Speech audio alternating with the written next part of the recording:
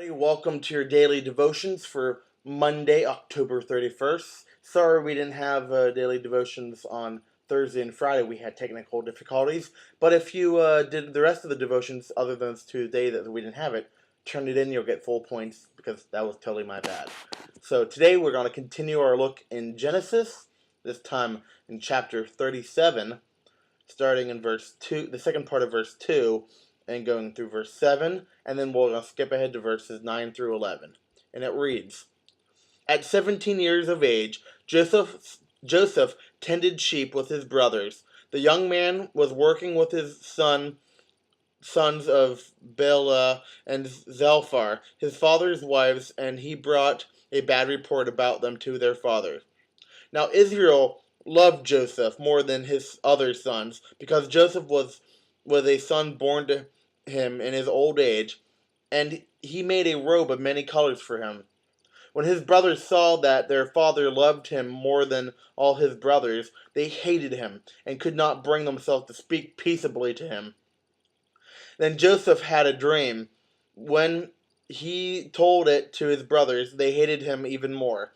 He said to them, Listen to this dream I had. There we were, binding sheaves of grain in the field. Suddenly my sheaves stood up, and your sheaves gathered around it and bowed down to my sheaves.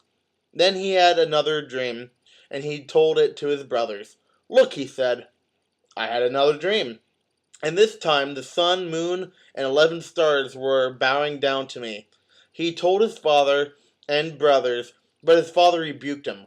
What kind of dream is this that you have had? He said. Are your mother and brothers and I going to bow down to the ground before you? His brothers were jealous of him, but his father kept the matters in mind. Wow. Joseph, he's a great example of good things happening to those who are faithful. Joseph was abducted by his brothers, sold into slavery. As odd as it sounds, God never left him during the darkest hours. Joseph's life illustrated this truth. When you are obedient to God, you can conquer any obstacle put in your way. Joseph's statement supported this. He said, Don't be worried or angry about yourselves for selling me here, because God sent me ahead of you to preserve your life. And this is found in Genesis 45, verses 5. Joseph believes that no matter what harm his enemies might inflict upon him, God will remain faithful and reward him.